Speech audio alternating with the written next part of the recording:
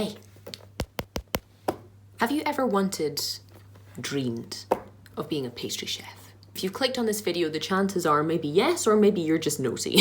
Why ever you're here, it's lovely to meet you. My name is Kelly, and for at least 10 years, too many years, I've dreamed of being a pastry chef. I've dreamed of spending my days playing around in kitchens with sweet things in order to feed other people. And thanks to this book you see right here, produced by one of the world's most famous cookery schools, Le Cordon Bleu, we are about to embark on chapter 4 of our little teaching ourselves to be pastry chefs journey. So far in the series, if you are new here, we have tackled chocolate, we've tackled confectionery, we have tackled petit fours, tiny little treats, and in today's video, we're going to be dealing with creme, all things creamy. Whether that's custards like creme anglaise and creme patissiere, we're also going to be dealing with cremeaux, creme chiboust, creme chantilly, all sorts of fancy little different French creams that just make those patisserie treats what they are. It's going to be fiddly, we're going to be using a stupid amount of eggs, but hopefully it's going to be delicious and something to learn from, with plenty of disasters along the way. Without further ado, let's get started.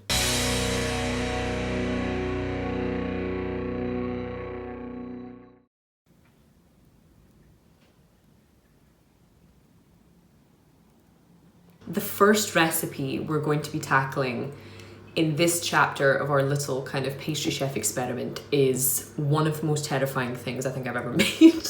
We're taking on souffles. Why? The souffle is a notorious dessert. It's kind of considered to be one of the most fiddly, awkward, and delicate things that you can ever make, to be honest. Essentially, these things are super light creations made from a vanilla pastry cream or creme patissiere, whichever you like to call it, whisked up with basically loads of egg whites and a bit more sugar into these wonderfully fluffy things. But they are plagued with potential pitfalls. In preparing the molds, you have to butter them to absolute death. Francesco, who is kind of professionally trained as a chef, did warn me. I said, have you got any advice for cooking souffles? And he said, butter the molds and butter them well. And I was like, okay. So I have. And the kind of second biggest pitfall is the threat of collapse, much like society on a daily basis. So I actually made the pastry cream last night. It is sitting here having come to room temperature and then chilled in the fridge. I've had this cling film right on top. Doing this with any kind of cream or custard stops that kind of skin from forming on it, even though it does look a bit strange. So as you can see, that is nice and thick. At the moment, I'm going to need to whisk it to be a bit smoother, get the egg whites in there and make a souffle out of it. Wish me luck! This is the kind of mold we're going to be using to make our souffles. Kind of just a regular ramekin size thing, liberally buttered, and I believe the book wants me to kind of dust these with a layer of sugar too. So they're not particularly big, but we're going to fill these to the brim with the souffle mixture, run our finger around the edge just to ensure that they can rise out evenly, I believe, and then bake them and see how it goes. Okay, my loves, we have a gloriously smooth and fluffy egg white and sugar mixture here. Essentially a meringue, really. And we have also whisked up our pastry cream, and now we just need to put these together, put them in here, and hope for the best. Probably a good time to tell you I've never even eaten a souffle before, so I'm not even entirely sure what to expect here. We then need to run our thumbs around the edge to make a little groove, and then we're gonna bake.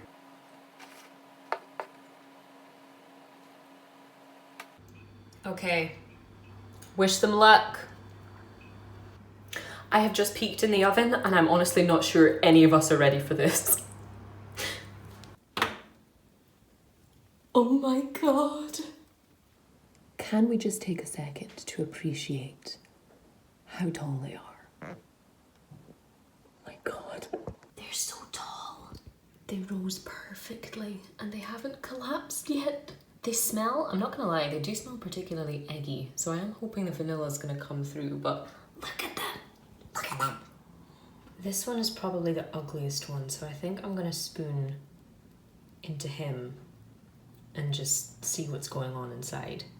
Are you ready?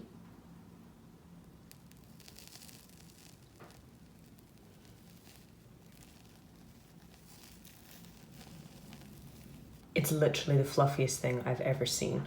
Time for a taste test. I'm not gonna lie, it just kind of tastes like sweet eggs. I really don't know.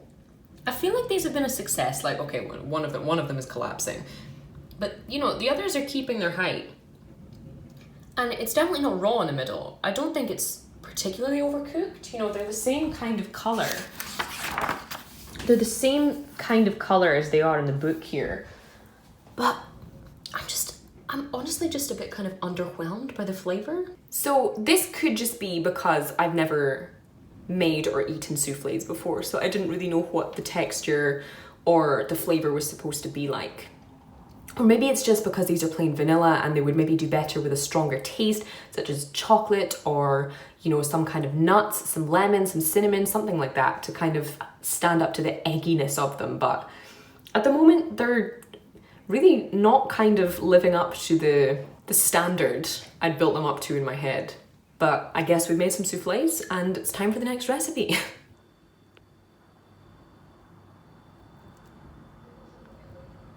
So today is a little bit windy, excuse me if you hear some chaos going on in the background, but today we are tasting and trying out our second recipe in the Creme chapter of this pastry chef challenge. And this second recipe is going to be these creme brulee tartlets with fresh fruit.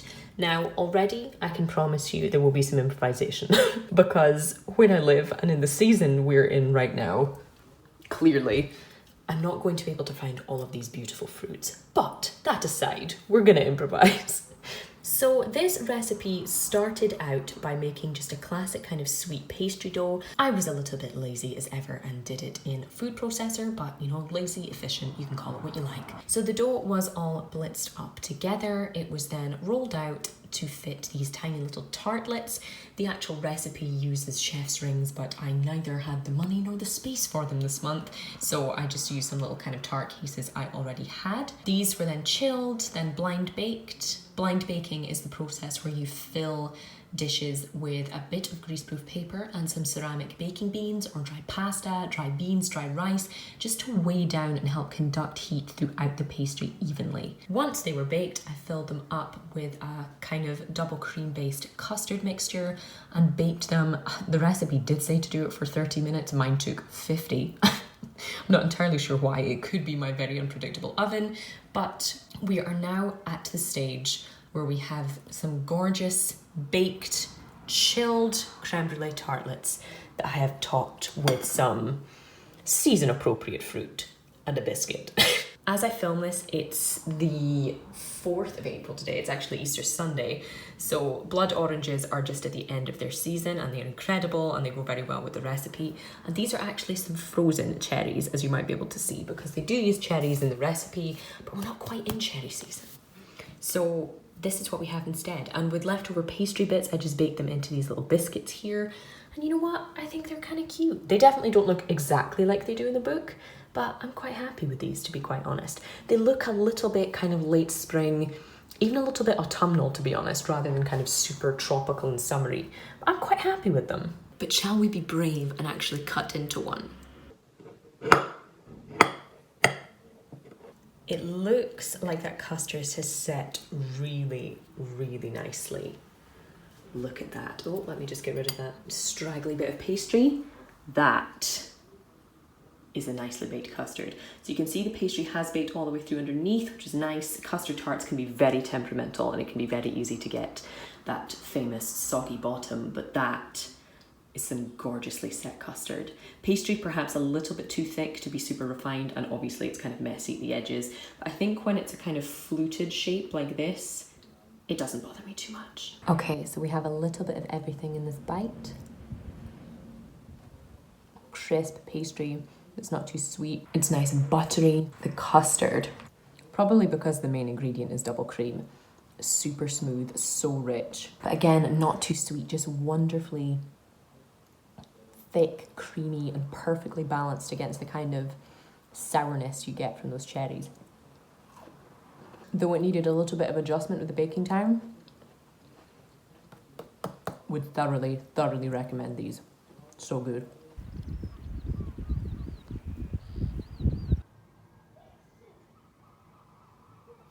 Lovely people, it is a new day. It's a beautiful day today. And we are obviously making another recipe in our little kind of creme chapter of teaching ourselves to be pastry chefs. I'm in a great mood in case you hadn't guessed. So let me show you what we're making today. We're going to be making, or at least attempting, these lemon mint tartlets with berries because there's no way I'm going to be able to find kumquat in central Aberdeen in April. They're made of a sweet kind of pastry dough, just your standard short crust with the addition of some ground almonds, filled with an almond cream, which is baked, so it's really more of a frangipane to be honest, which is then topped with a lemon and mint cremeaux and then some fresh fruit. So at the moment we have completed stages 1 and 2. I just made a kind of standard sweet pastry dough as it's suggested to, just a sweet short crust made with flour, butter, a bit of ground almonds, some sugar and a pinch of salt. Rolled it out and got it into our little tart tins. I don't have the super cute little tartlet rings that the book suggests to use because honestly, they're quite expensive and I have some perfectly good little fluted ones that I like to use instead. The almond cream was just a mixture of butter, sugar and egg, some ground almonds and a little touch of vanilla, just whisked together, spooned into the cases and then baked for about 20 minutes. So let me show you where we are just now. Here we have what is supposed to be almond cream. I really think it's kind of closer to a frangipane, which is like the filling of a frangipane tart or a Bakewell tart. It's like a nut-based cake kind of thing. So as you can see, it has baked up nice and firm, but of course they are quite ugly at the moment. They are still in their tins, but the pastry hasn't shrunk back too much apart from on this one, but we can ignore that. So the next stage is going to be adding this lemon and mint cremeaux, which is made with cream, sugar, lemons. It suggests to use mint leaves, but I have mint extract here anyway, and really that's going to be cheaper and easier for everyone involved. Alongside some butter, 5.5 eggs, which I did laugh at, and 45 grams of corn flour. So I'm about to whip that up right now. Okay, so in this pan we have cream, we have the juice and zest of some lemons, some mint extract, some unsalted butter. So we're about to go and kind of heat this until it's gently steaming. And separately in this bowl we just have eggs, corn flour and sugar, which we are just going to whisk up, and then we're going to stir the kind of hot mixture into it and turn this into a lovely lemony minty custard.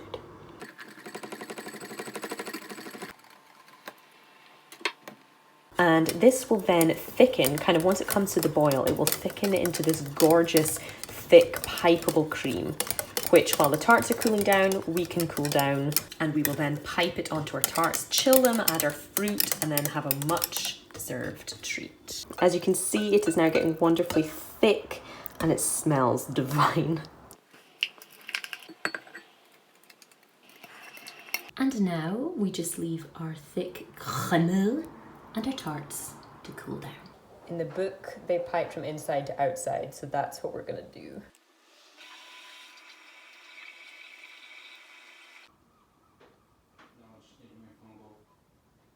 Surprisingly, these aren't actually too bad. I added a cheeky kind of lemon slice just because we don't have the kumquat and, you know, it lets people know the flavour they can expect underneath. Shall we take a look inside and take a taste to see if these pretty shiny but kind of retro looking things are as good as they should be?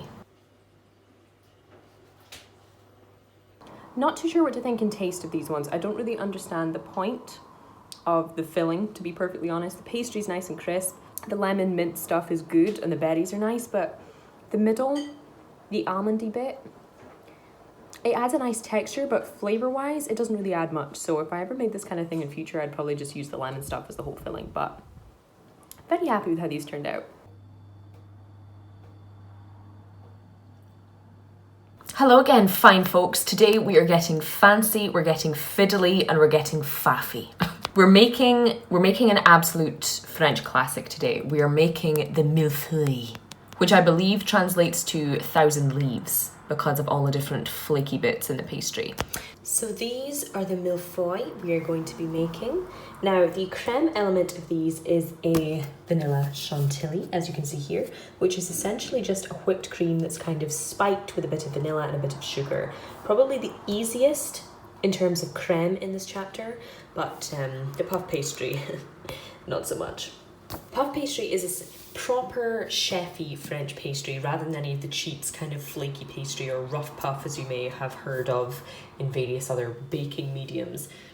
Full puff pastry is made with a very kind of water and flour based dough with just a tiny bit of butter, which you then batter out a kind of cold block of butter.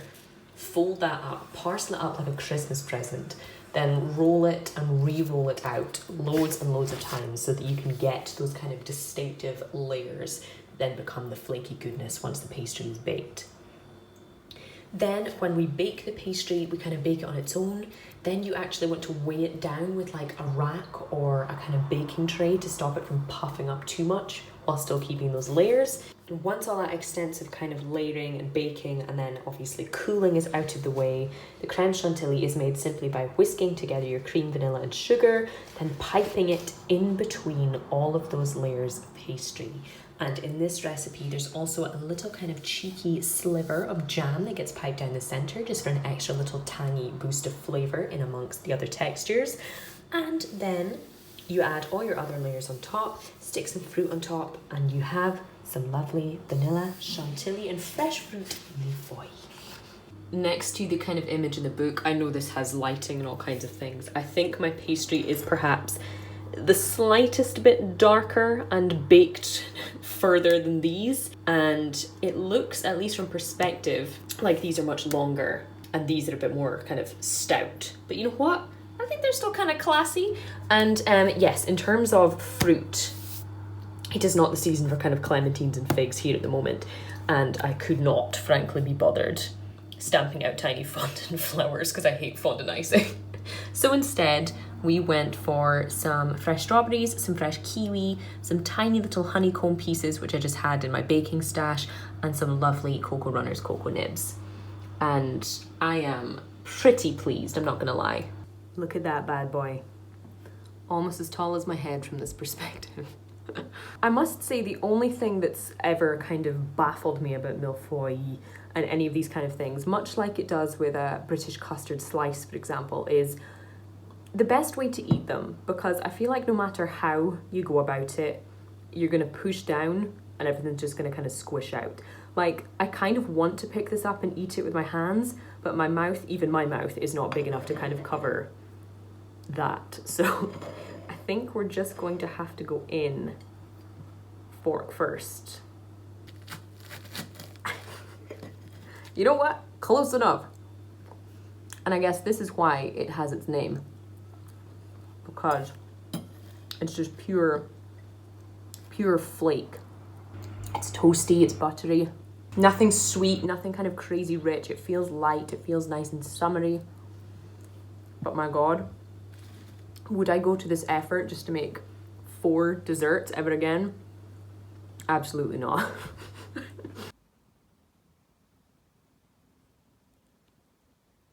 Today we're attempting the final recipe in the Creme chapter of teaching ourselves to be pastry chefs. And I'm going to be completely honest, I am neither confident nor excited about this one. You know, I've been fairly impressed with the results of the other ones. We've had no major kind of fuck-ups, and everything has been pretty decent. You know, the souffles were mildly disappointing to eat, but they turned out as they were supposed to, you know.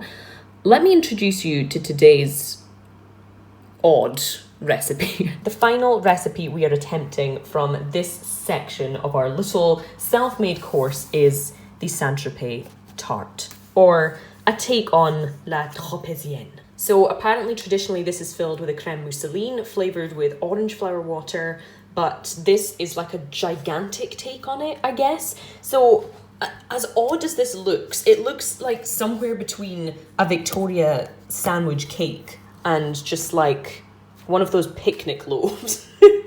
I really have no idea. But this is essentially a brioche. So, you know, like a brioche bread.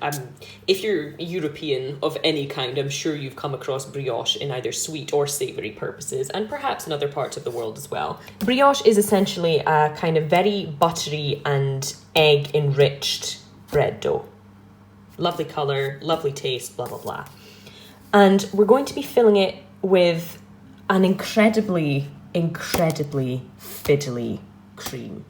This is going to be creme chiboust. This is not a super common one in the everyday kitchen because it is a faff. It is the combination of pastry cream, creme patissiere, crema pasticcera, depending on what you call it. And we're mixing in Italian meringue, which is essentially a meringue made with sugar syrup cooked to a certain temperature. It's all just so bloody fiddly. But let me show you where we are so far. This brioche dough is like 24 hours old already. So as you can see from just the sheer amount of steps in this recipe, it's truly ridiculous. This was basically made, it's a super wet and sticky dough, and it basically has to be allowed to rest or prove for as long as humanly possible, then baked into this very specific chef ring shape. I'm hoping it will actually make it to the edges, and then it's to be cut in half and filled with this creme chiboust. It's been resting at room temperature now for about 2.5 hours. So let's get it in the oven and see what happens. She's been brushed with an egg yolk. Good luck, little one.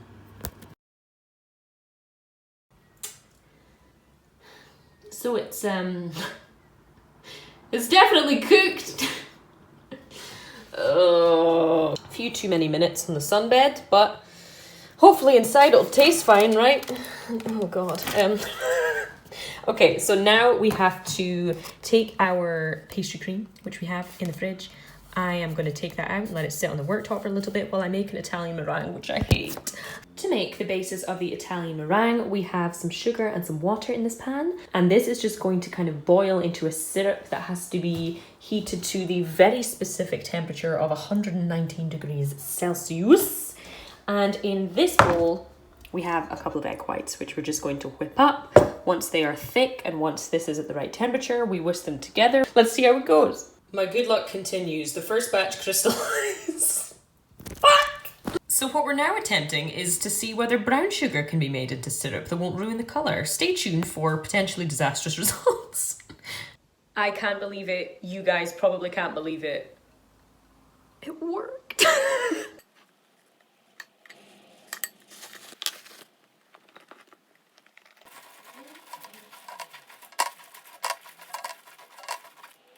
Well, I'll be damned. That's an actual bit of brioche.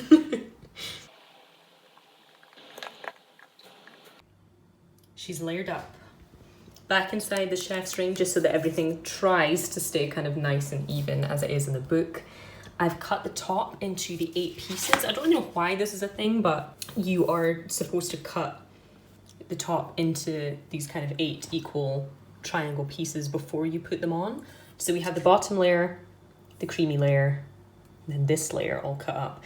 And I don't have any kibbled sugar, so I used some honeycomb pieces. So now this has to chill in the fridge for at least 1 hour. I think I'm going to give it a bit more than that just in case. And then finally we can taste it.